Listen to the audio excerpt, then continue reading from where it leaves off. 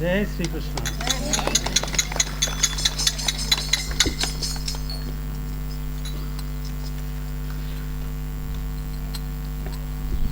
జై శ్రీమన్నారాయణ. జై జై శ్రీమన్నారాయణ. అస్మద్గురుభ్యో నమః.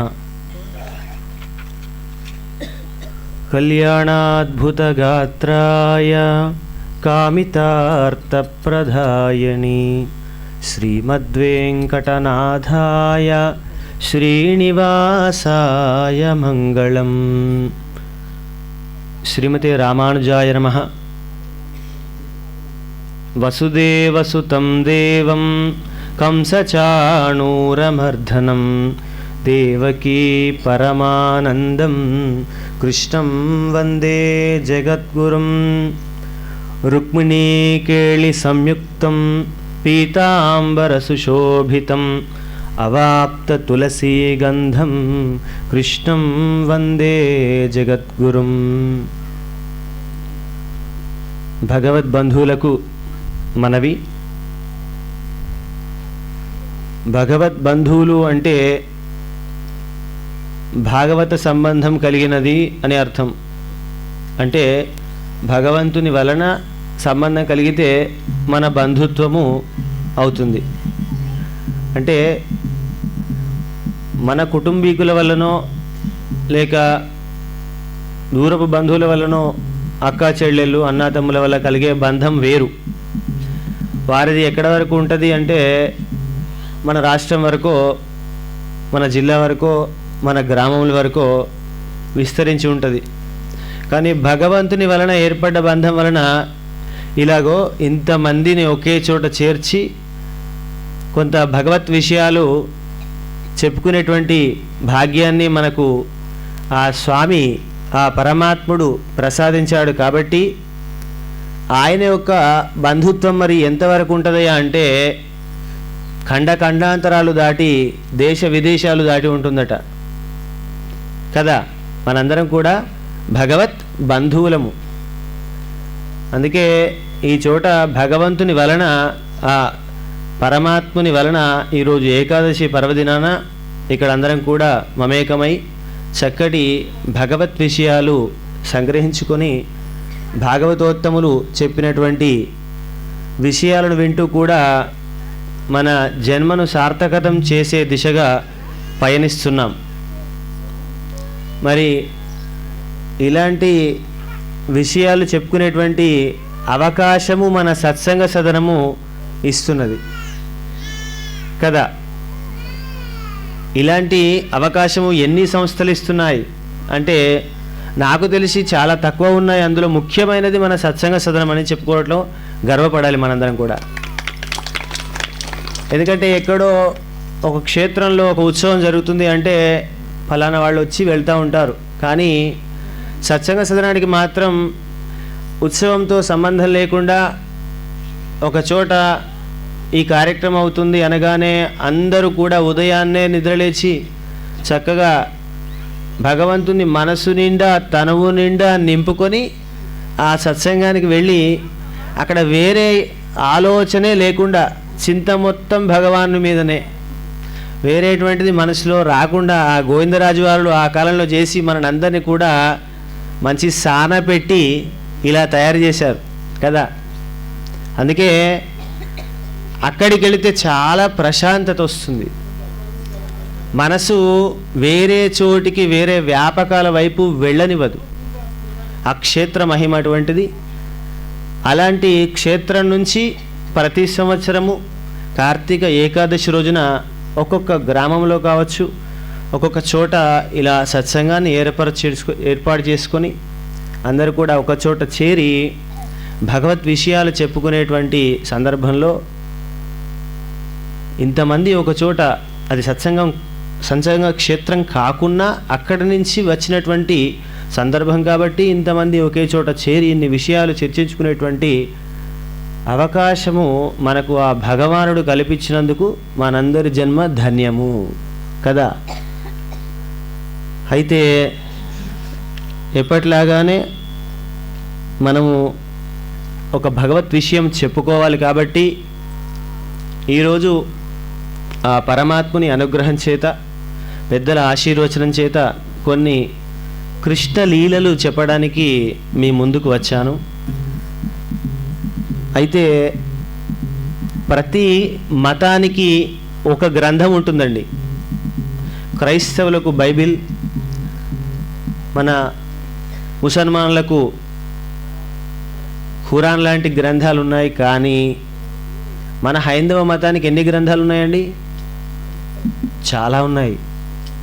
ఒక మతానికి ఒకే గ్రంథం ఉండేటువంటి మతాలు వేరు, కానీ మన హైందవ మతానికి మాత్రం ఎన్నో పురాణాలు ఉన్నాయి, ఎన్నో ఇతిహాసాలు ఉన్నాయి, ఎన్నో వచన కథలు ఉన్నాయి. యుగయుగాల నాటి, తరతరాల నాటి మన మునీంద్రులు, పరమాత్ములు, మహాయోగులు చాలా శ్రమించి కష్టించి తయారు చేసినటువంటి గ్రంథాలు మహాభారతం లాంటివి, రామాయణం లాంటివి, భాగవతం లాంటివి ఎన్నో ఉన్నాయి. అలాంటి వాటిల్లో ముఖ్యమైనటువంటిది, చెప్పుకోదగినది శ్రీమద్ భాగవతం ఒకటి.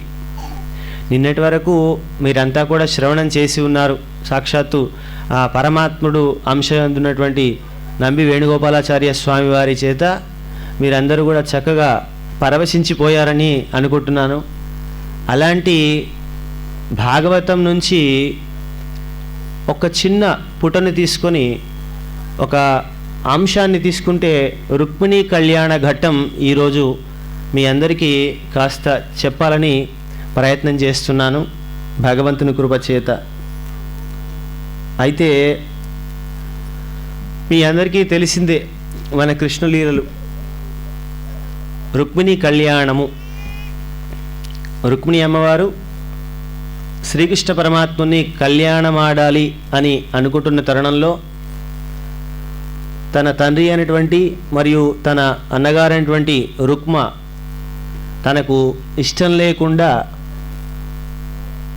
శత్రువులైనటువంటి, అంటే కృష్ణ శత్రువులైనటువంటి శిశుపాలుని చేత వివాహం చేయాలి అని నిశ్చయించుకున్నప్పుడు ఆ పరమాత్మని వేడుకొని తనని తీసుకువెళ్ళమని ఆజ్ఞాపించి ఒక బ్రాహ్మణుని కృష్ణుని వద్దకు పంపి మరి తాను కళ్యాణం ఆడినటువంటి ఘట్టము ఈ రుక్మిణి కళ్యాణము.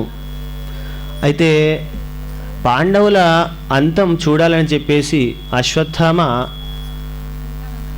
ఈ ప్రద్యుమ్నుడి భార్య అయినటువంటి తన పైన బ్రహ్మాస్త్రాన్ని వదిలాడట. అయితే మనకు అభిమన్యుడి భార్య పైన బ్రహ్మాస్త్రాన్ని వదిలాడు. అభిమన్యుడి భార్య పైన బ్రహ్మాస్త్రాన్ని వదిలితే అక్కడ కృష్ణుడు కాపాడాడు ఆ శిశుని, ఆ పిండాన్ని శిశువు కాపాడాడు. ఆ తర్వాత మళ్ళీ ఒక సందర్భంలో బాబు కష్టపడో ఇబ్బంది పడో కాపాడినటువంటి శిశువు జన్మించాడు. జన్మించిన శిశువు ఉలుకు పలుకు లేదు, ఎలా పుట్టాడో అలానే ఉన్నాడట.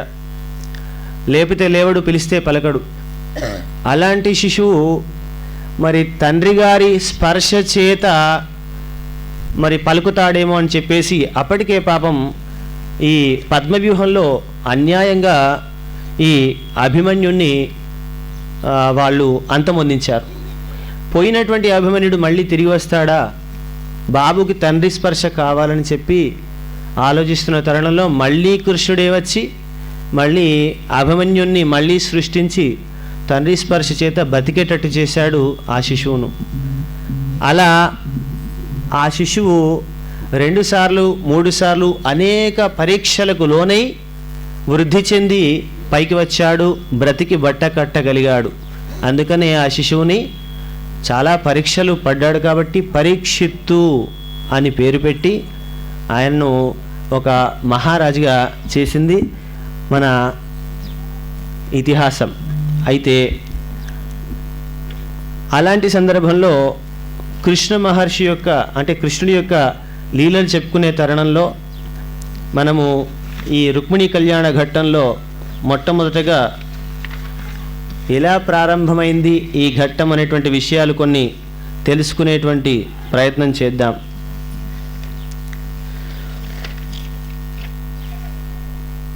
అయితే ఈ పరీక్షిత్ మహారాజు చిన్నప్పటి నుంచి కృష్ణుని యొక్క లీలల వలన, కృష్ణుని యొక్క మాయ వలన అతను ప్రాణం పోసుకొని ఎదిగాడు కాబట్టి, పెరిగాడు కాబట్టి ఆయన గురించి తెలుసుకోవాలి, ఇప్పుడు మనలాగే కృష్ణుని గురించి తెలుసుకోవాలని ఆలోచిస్తూ తృప్తి చెందక తనివి తీరక పరీక్షిత్తు మహారాజు ఆ శుక మహర్షిని ఇలా అడుగుతున్నాడట. ఏమడుగుతున్నాడా అంటే, మహర్షి, పూర్వం వివాహానికి స్వయంవరానికి వచ్చి రాక్షస వివాహంతో రుక్మిణిని తీసుకుని వెళ్ళి ఆ కృష్ణుడు కళ్యాణం చేసుకున్నాడని చెప్పావు. అతడొక్కడే సాల్వాది మహారాజులను జయించి ఎలా ఆమెను తీసుకొని వెళ్ళాడు, అదంతా కూడా నాకు సవిస్తరముగా వివరించండి స్వామి అని ఈ పరీక్షిత్తు మహారాజు శుక మహర్షిని అడిగాడట. అప్పుడు స్వామి అంటున్నాడు, కళ్యాణాత్మకమైన విష్ణు కథలార్నించుకన్ ముక్తివై కళ్యుండెవ్వడు తృప్తుడవు నవి వినంగా గ్రొత్తలౌచుండు సా కళ్యం వేర్పడ భూసురోత్తమ ఎరుంగం బల్కవే రుక్మిణీ కళ్యాణంబు వినంగ నాకు మదిలో కౌతూహలం వయ్యడిన్. కళ్యాణప్రదాలైన విష్ణు కథలు వింటూ వైకల్యం లేకుండా ఇక చాలు స్వామి అని ఎవరు తృప్తి పడతారు? విష్ణు కథలు ఎన్ని విన్నా కూడా కొత్తగానే ఉంటాయట. అయితే అందుచేతనే రుక్మిణి కళ్యాణ కథ నాకు వివరంగా చెప్పుము అని కుతూహలంగా ఉంది అని అడిగాడట ఈ పరీక్షిత్తు మహారాజు. భూషణములు సెలవుకు బుధ తోషణములులనేక జన్మ దురితౌఘవిని శోషణములు మంగళతర ఘోషణములు గరుడగమన గుణభాషణముల్. గరుడగమనుని గుణాలను వర్ణించే భాషణాలు చెవులకు భూషణాలట. భూషణాలు అంటే ఆభరణాలు. అవి పండితులకు కూడా సంతోషం కలిగిస్తాయి అంటున్నారు. ఎన్నో జన్మల పాపాలను ఎండగడతాయట. అవి నిజంగా మంగళప్రదాలు.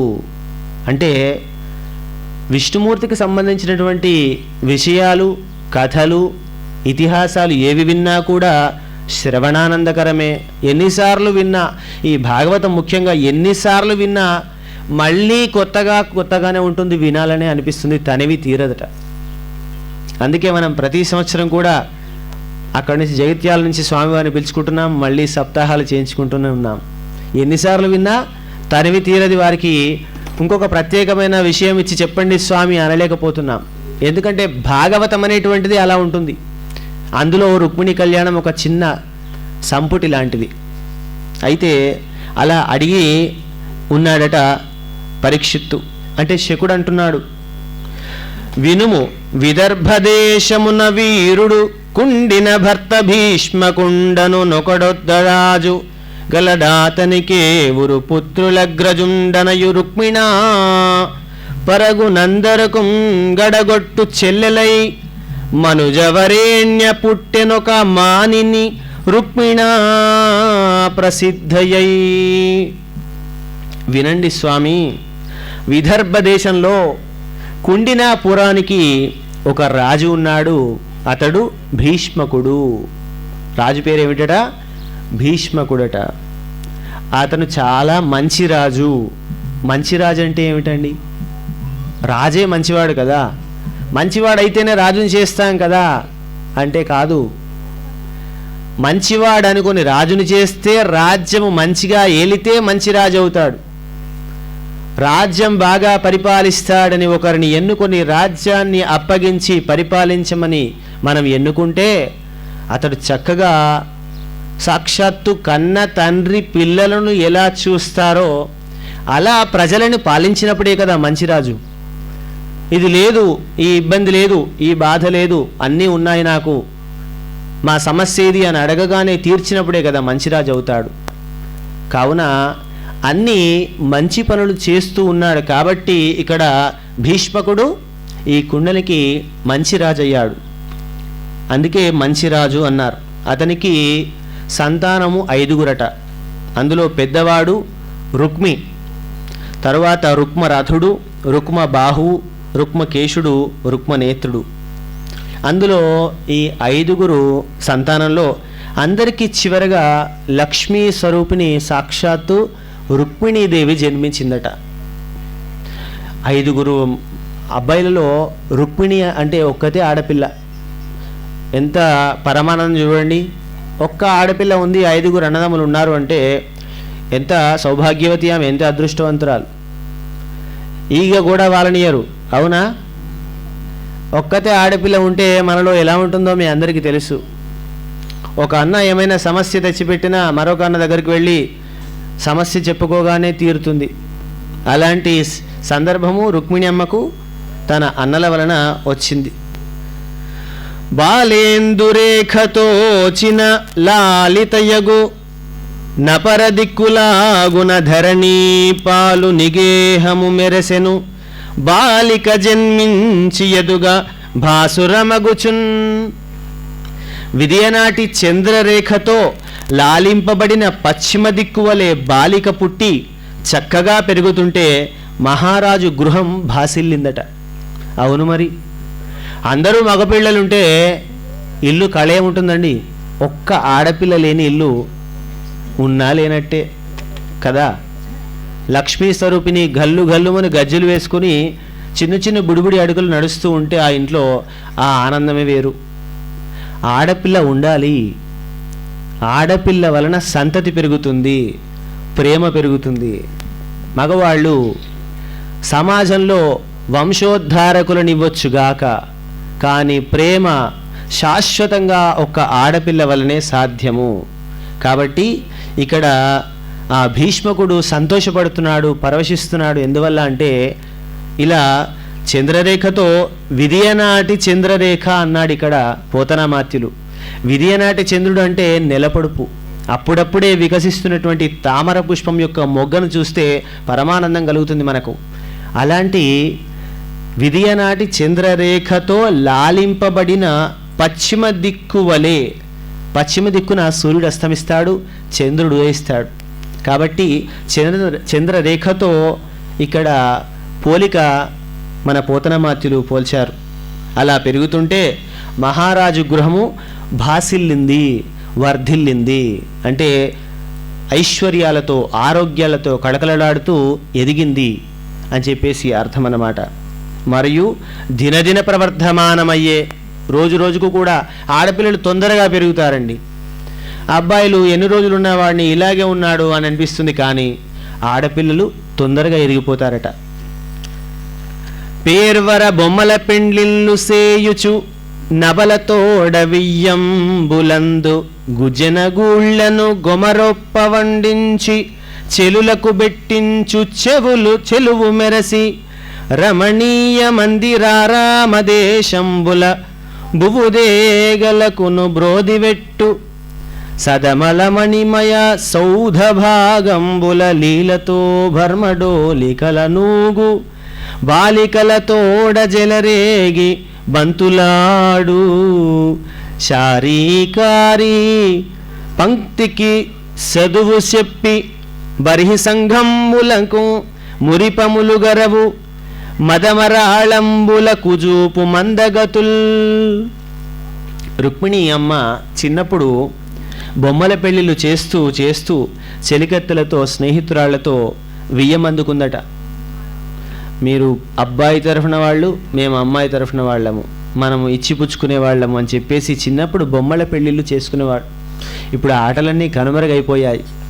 అయితే ఆ కాలంలో రుక్మిణమ్మ అలా వియ్యమందుకుందట చిన్నప్పుడే. గుజ్జనగూళ్ళ ఆట ఆడుతూ చక్కగా వంట చేయించి స్నేహితురాళ్లకు వడ్డించేది. చక్కని మందిరాళ్లలోనూ తోటలలోనూ పూల తీగలకు పుష్టి కలిగించేది.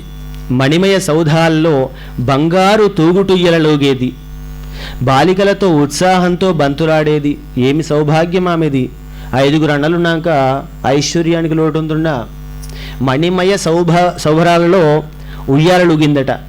చక్కటి మందిరాలలో ఆటలాడుకుందట.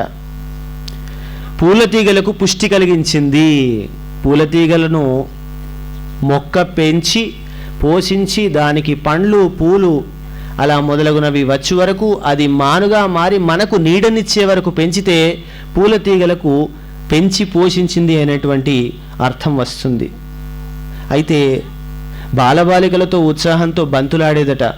చిలుకలకు గోరువంకలకు పలుకులు నేర్పింది మన అమ్మ రుక్మిణమ్మ. నెమళ్ల గుంపులకు మురిపాలు నేర్పేది. మత్తమరాళ్ళలకు అనగా తుమ్మెదలకు మందగతులు నేర్పేదట. అంటే సరిగమలు చెప్పేది. అయితే కృష్ణుని కోరిక తీగ సాగినట్లు సాగుతూ ఉందట. శ్రీకృష్ణుడు సన్నని శరీరం పెరగసాగింది. కృష్ణుని మనఃపద్మం వికసించేటట్లు ఆమె ముఖపద్మం కాంతితో నిండిపోయింది. అలా ఏమైందంటే మాధవునికి మనసులో మదనాగ్ని పొడుసూపేటట్లు రుక్మిణికి ఆ ఆనందం పెరుగుతోంది.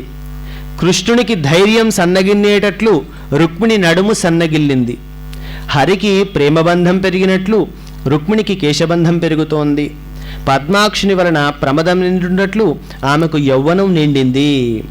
ఇలా రుక్మరథ, రుక్మబాహు, రుక్మకేశ, రుక్మనేత్రులనే 5గురికి చెల్లెలైన రుక్మిణి తన యౌవనంలో తన తండ్రి ఇంటికి వచ్చేటువంటి అతిథులు ఎలా వస్తారు? అమ్మాయి ఎదుగుతుంది అంటే, మీ అమ్మాయి బాగుంది, మా చోట మాకు తెలిసినటువంటి ఒక అబ్బాయి ఉన్నాడు, చక్కటి ఈడు జోడు, మంచి సంబంధం ఉంటుందయా, చేసుకుంటారా? అబ్బాయికి ఇన్ని గుణగణాలు ఉన్నాయి, ఉద్యోగం చేస్తున్నాడు, ఇంత ఆస్తిపాస్తులు ఉన్నాయి, వాళ్ళ అమ్మగారిలో, వాళ్ళ నాన్నగారిలో, వాళ్ళ తాతగారికి ఇన్ని ఎకరాల పొలం ఉన్నది, భూములు, జాగలు, ఐశ్వర్యము ఇలా ఉన్నది అని చెప్పేసి కృష్ణుని గురించి రుక్మిణి గారి యొక్క తండ్రి గారికి బ్రాహ్మణోత్తములు అనేక మంది వచ్చి చెబుతూ వింటూ ఉండగా, రుక్మిణమ్మ వింటూ ఉండగా అనేక విధాల చెప్తూ ఉండేవాళ్ళట చాలామంది. అంటే అంత గొప్పగా కృష్ణుని కీర్తిస్తున్నారంటే ఏదో ఉండే ఉంటుంది ఆ అబ్బాయిలో అని అనుకుందట మన రుక్మిణమ్మ. పెళ్లి చేసుకోవాలని ఆసక్తి, అనురక్తి కలిగింది మన అమ్మకు. మరి అబ్బాయి నిజంగానే అంత అందగాడేమో కావచ్చు అని చెప్పేసి రంగనాథుణ్ణి గోదాదేవి ఎలా అయితే అర్చించిందో రుక్మిణమ్మ కూడా కృష్ణుని గురించి అలాంటి తపస్సే చేస్తూ ఉందట. మరి ఇక్కడికి వచ్చిన వారు అటు వెళ్ళరా? ఇక్కడ రుక్మిణిని చూసిన వాళ్ళు, కృష్ణుడి గురించి చెప్పిన వాళ్ళు రుక్మిణమ్మ దగ్గరికి కూడా, వాళ్ళ కృష్ణ పరమాత్మ దగ్గరికి కూడా వెళ్ళి, ఇక్కడ ఒక అమ్మాయి ఉందండి, చక్కగా ఉంది, సాక్షాత్తు లక్ష్మీ స్వరూపిణి, 5గురు అన్నదమ్ములు, కుండిన నగరానికి మహారాజు భీష్మకుడు వాళ్ళ తండ్రి, ఇలా ఇన్ని ఐశ్వర్యాలున్నాయి, ఇంత అందగత్తే, ఇన్ని అందచందాలున్నాయి స్వామి అని చెప్పేసి కృష్ణుని తండ్రికి నందనుడికి చెప్పగా కూడా ఆ శ్రీకృష్ణ పరమాత్మ విని ఊరుకున్నాడు. తన మనసులో కూడా ఉంది రుక్మిణమ్మను కూడా చేసుకోవాలి అని. కానీ బయటకు చెప్పుకుంటారా? ఆడపిల్ల కానీ, ముఖ్యంగా ఆడపిల్ల నాకు నచ్చాడు అని తాను చెప్పలేదు, తన తల్లిదండ్రులకే వదిలేస్తుంది సాంప్రదాయం. కాబట్టి అలా ఆమెకు వింటూ ఉందట ఎందరో బ్రాహ్మణోత్తములు వచ్చి చెప్తూ ఉంటే. అతిథుల వలన కృష్ణుడు రూపము, బలము, గుణాలు విని కృష్ణుడే తనకు తగిన భర్త అని నిశ్చయించుకుందట ఆ రుక్మిణమ్మ. ఆ తరువాత ఆ లలన రూపు బుద్ధియు శీలము లక్షణము గుణము జింతించి తగన్ బాలారత్నముదనకిల్లాలు గజే కొందుననుచు హర్యుందల చెన్న. ఆమె రూపము, ఆమె బుద్ధి, ఆమె శీలము, ఆమె లక్షణము, గుణం అన్నీ గ్రహించి ఆమెను తనకు భార్యగా చేసుకోవాలని కృష్ణుడు అనుకున్నాడు. అయితే బంధువులంతా కూడా ఈ విషయాన్ని సంగ్రహించి కృష్ణునికి రుక్మిణికి చక్కగా వివాహం చేద్దాం, చక్కగా ఉంటుంది ఈ జంట అని చెప్పేసి నిశ్చయించుకొని రుక్మిణికి కృష్ణునికి ఇద్దరికి వివాహం చేయడానికి నిశ్చయించుకొని తెలివిగాల వారై ఆలోచిస్తూ ఉంటే వారిని కాదని దుష్టుడు రుక్మి అనగా రుక్మిణమ్మ వాళ్ళ పెద్దన్నయ్య కృష్ణుని పట్ల విరోధంతో తన చెల్లెలు రుక్మిణిని మదించిన తుమ్మెదల బారు వంటి జడ కలిగినది ఈ రుక్మిణమ్మ, శిశుపాలునికి ఇవ్వాలని నిశ్చయించుకుంటున్నాడట రుక్మి అనేటువంటి తన అన్నగారు. అయితే అన్న మనసు తెలుసుకుని రుక్మిణి లోపల చాలా బాధపడిందట. ఆప్తుడైనటువంటి ఎవరికైనా చెప్పుకోవాలి ఈ విషయమంతా, ఎలా శ్రీకృష్ణునికి నా మనసులోని మాట తెలియపరచాలి అని ఆలోచిస్తూ అయితే ఒక బ్రాహ్మణుని పిలుచుకొని వచ్చిందట. గర్వంతో కప్పబడిన రుక్మి, మా అన్నగారు నన్ను చైద్యునికిస్తానంటున్నారు, అనగా శిశుపాలనికిచ్చి చేస్తానంటున్నాడు, అందుచేత ఏ విధంగానైనా సరే వెళ్ళి ఈ విషయాన్ని కృష్ణునికి విన్నవించండి స్వామి అని పలు విధాల వేడుకుందట. బ్రాహ్మణుని పిలిచింది.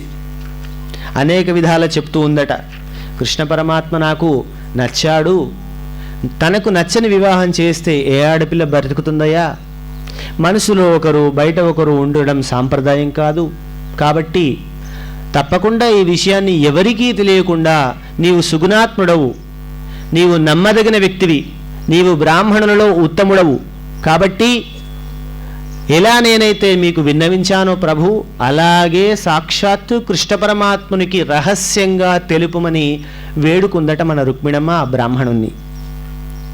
అయితే విప్రోత్తమ, నీ కొడుకు ఆలోచనను మా తండ్రి కూడా వారించలేడు, అందుచేత అలా కాకుండా నాకున్న స్నేహాన్ని తెలిపి వెంటనే కృష్ణుని పిలువుము అంటుంది అని కొన్ని రహస్యవచనంబులు చెప్పిన విని బ్రాహ్మణుండు ద్వారకా నగరంబున కుంజని ప్రతిహారుల వలన ధనరాక ఎరింగించి ఎన్నగదరుండ నగరు ప్రవేశించి ఎందు గనకాసీనాసిండుండైన పురుషోత్తముంగాంచి పెంది కొడుకవు గమ్మని ఎందు ముసి నగవులు నగచు బ్రహ్మణ్యదేవుండైన హరి తన గద్దియ దిగ్గిన డిగ్గి బ్రాహ్మణు గూర్చుండబెట్టి అన్నంబు బెట్టించి రెట్టింబైన ప్రియంబున నయనంబున భాసురండైన భాసురుంజేరి లోకరక్షణ ప్రశస్తంబైన హస్తంబున తని అడుగులు పుడుకుట మెల్లన ఇట్లనియే. బ్రాహ్మణోత్తరుడు కనబడగానే కృష్ణుడు మహానగరము, మన ద్వారకా నగరము, రకరకాల రత్నాల మణిశోభిత వర్ణమైనటువంటి ద్వారకా నగరంలో సాక్షాత్తు శ్రీకృష్ణ పరమాత్మ పెద్ద సింహాసనం పైన అంగరంగ వైభవంగా అలరారుతూ కూర్చున్నాడు. సాక్షాత్తు విష్ణుస్వరూపుడు. ఆయనను చూడగానే, బ్రాహ్మణోత్తముని చూడగానే కృష్ణుడు ఠక్కున లేచి బ్రాహ్మణోత్తముని దగ్గరికి వెళ్ళి అనేక సపర్యలు చేసి, బ్రాహ్మణోత్తమ రండి అని చెప్పేసి మనసారా ఆహ్వానించి ఇంటికి గొప్ప వ్యక్తి అతిథుడుగా వేంచేశారు. ఎన్ని రోజులైంది స్వామి ప్రయాణం చేసి, ఎంతకాలమైంది నీవు వచ్చి, ఏమైనా తిన్నారా, భోజనం చేశారా స్వామి, పదండి భోజనాలు ఆరగిద్దురుగాని అని చెప్పేసి చక్కగా షడ్రుచోపేతమైనటువంటి భోజన తాంబూలాలన్నీ కూడా ఆయనకు వడ్డించి చక్కగా దగ్గరుండి తినిపించి స్వామిని అడిగాడు, అయ్యా మీరు వచ్చినటువంటి కారణమేమిటి, ఎందు గురించి వచ్చారో తెలియకుండగానే ఇన్ని సపర్యలు చేసేవారండి ఇదివరకు. మరి ఇప్పుడు మనం ఎలా చేస్తున్నాం, వచ్చినా కూడా ఏంటో ఏమో పని మీద వచ్చినట్టున్నావు, ఏం సంగతి అని అడిగిన తర్వాతే మంచినీళ్ళు ఇస్తున్నాం, అవునా కాదా? అలానే జరుగుతోంది సమాజంలో. ఒకవేళ వచ్చినా కడప దాటనిస్తున్నామా, మనమే బయటకు వెళుతున్నాం, ఏం సంగతి నువ్వు వచ్చినావు, పత్రికనా, రా లోపలికి రా, కూర్చుండబెట్టి మంచినీళ్ళు ఇచ్చి విషయం అడిగేటువంటి వ్యవస్థ లోపిస్తున్నది. కాబట్టి మర్యాద అనేటువంటిది మర్చిపోవద్దు. మనం ఎక్కడికైనా వెళ్ళినా, వాళ్ళు మన ఇంటికి వచ్చినా కూడా చేసే మర్యాద చేయవలసిందే. అదే మనిషి తత్వము.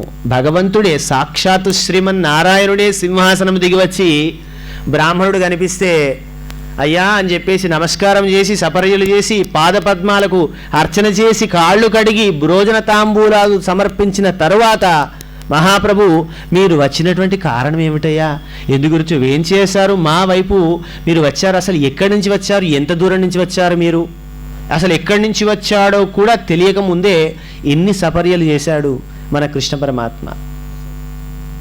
అయితే అలాంటి సందర్భంలో స్వామి అంటున్నాడు, రహస్యపు మాటలు చెప్పింది రుక్మిణమ్మ నాకు, ఆ మాటలు మీకు తెలుపుతున్నాను. నేను విప్రుడను అంటే మా బ్రాహ్మణుడును అని చెప్తున్నాడు. ద్వారకాకు వెళ్ళి ప్రతిహారుల వలన తన రాకను కృష్ణుడున్నటువంటి అంతఃపురాణంలో ప్రవేశించి బంగారు ఆసనం మీద ఉన్న కృష్ణుని చూసి పెళ్లి కొడుకవు కమ్ము అని ఆశీర్వదించాడట ఆ బ్రాహ్మణుడు. కృష్ణ పెళ్లి కొడుకును కమ్ము, పరమాత్మునికైనా కూడా వేద బ్రాహ్మణులే కళ్యాణం చెయ్యాలి కదా, కాబట్టి పెళ్లి కొడుకును కమ్ము శ్రీకృష్ణ అని ఆశీర్వదించాడు ఆ బ్రాహ్మణోత్తముడు.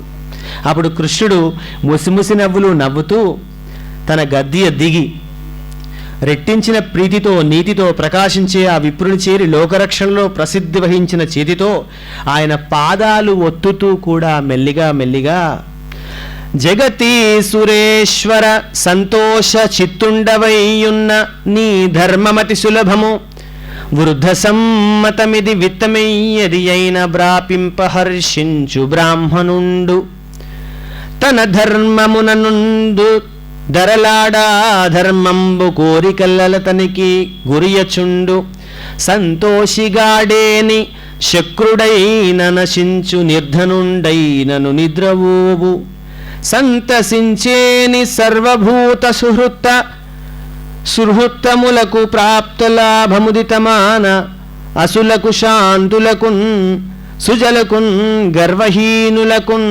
వినతులేనునర్తు. విప్రోత్తమా, నీవు సంతోషంతో కూడిన మనస్సు కలవాడు. నీ ధర్మం చాలా సులభమైనది, పెద్దలు సమ్మతించినది. బ్రాహ్మణుడు ఎంత విత్తం ప్రాప్తించినా సంతోషిస్తాడట. విన్నారా? ఇంత ఇవ్వండి అని అడగడు, ఎంత ఇస్తే అంత సంతోషం. శతమానం భవతి అంటాడు. అయితే మీరు విప్రోత్తమా, మీరు ఎంత విత్తము ప్రాప్తించినా మీకు తృప్తి పడతారు, సంతోషిస్తారు. తన ధర్మం విడువడు కనుక అమ్మ బ్రాహ్మణుని పంపించింది. వేరే ఎవరైనా పంపించి ఉండవచ్చు. కృష్ణుడి దగ్గరికి వెళ్ళి రాయబారాన్ని వేరే ఎవరితోనైనా భటులకిచ్చి పంపించవచ్చు, కానీ ధర్మం తప్పదు, నమ్మకం. ఈ విప్రుడు నా తండ్రికి కానీ నా అన్నలకు కానీ మా తల్లిగారికి కానీ ఈ నేను చెప్పినటువంటి విషయాలు ఏమి కూడా చెప్పడు అని అమ్మకు నమ్మకం. అతనే సరి అయిన వాడు, కృష్ణునికి నా మదిలో మాట చేరవేర్చే ఆ మధ్య వారధి ఆ బ్రాహ్మడే అని గ్రహించి ఆ ఉత్తముణ్ణి ఆమె అనువర్తింపజేసి స్వామి దగ్గరికి వెళ్ళమని ఆదేశించింది. అందుకే కృష్ణుడు కూడా అంటున్నాడు, తన ధర్మం విడువనివాడు బ్రాహ్మణుడు. ఆ ధర్మమే అతని కోరికలన్నీ తీరుస్తుందట. ఆయన సంతృప్తి లేనివాడు ఇంద్రుడైనా కూడా నశిస్తాడు, సంతృప్తి లేనివాడు ఇంద్రుడైనా కూడా నశిస్తాడట. తృప్తి ఉన్నవాడు బీదవాడైనా సుఖపడతాడు. సాక్షాత్తు పరమాత్ముడు దేవుడైనా ఇంద్రుడైనా కూడా, దేవతలందరికీ కూడా ప్రభువు ఇంద్రుడైనా కూడా సంతృప్తి లేకపోతే అక్కడ ఏమీ తృప్తి ఏమీ లేనట్టే. కానీ అటుకులకే, పిడికెడని అటుకులకే మన కృష్ణుడు పరవశించిపోయాడట. కుచేలుడు ఇవి ఇస్తే సరిపోతాయా నా స్వామికి? అంత వజ్ర వైఢూర్యాలు పొదిగిన అంతఃపురంలో ద్వారకా నగరానికి ఆధీశుడు ఆయన జగన్నాథుడు. ఆయనకు కిరీటం తీసుకెళ్ళాలంటే శక్తి లేకపాయ, బంగారు వర్ణాలు పొదిగినటువంటి మాణిక్యాలు తీసుకెళ్ళామంటే నా దగ్గర అంత శక్తి లేదు. మరి ఎలా అని ఆలోచిస్తూ ఉంటే ఆయన దగ్గర కటిక బీదవాడు కదండి పాపం. అక్కడ చూస్తే అటుకులే ఉన్నాయి. అటుకులైనా సరే, చిటికెడైనా సరే, పరమాత్ముని వద్దకు తులసి దళమైనా సరే ఆయనకు తృప్తిగా ఇస్తే అది కొండంత దేవుడికి కొండంత పత్రి పెట్టలేం మనం. కాబట్టి పిడికెడైనా సరే అటుకులకు పొంగిపోయాడు ఆ శ్రీకృష్ణుడు. కాబట్టి ఈ జగదీశ్వరుడు సంతోషంతో కూడిన మనస్సు కలవాడు. విప్రుండవు నీవు, నీ ధర్మం విడువవు, ఆ ధర్మమే నీ కోరికలన్నీ తీరుస్తుంది స్వామి అని చెప్పి, నిర్ధనుడైనా సంతోషం ఉంటే ఇంద్రునితో సమానుడే. సకల ప్రాణులకు హితం కోరుతూ దొరికిన దానితో సంతోషించగల మనస్సు, శాంత స్వభావము కలిగి గర్వరహితులు అయిన సజ్జనులకు నేను నమస్కరిస్తున్నాను అన్నాట కృష్ణుడు. ఎవరికి నమస్కరిస్తున్నాడు? గర్వరహితులకు.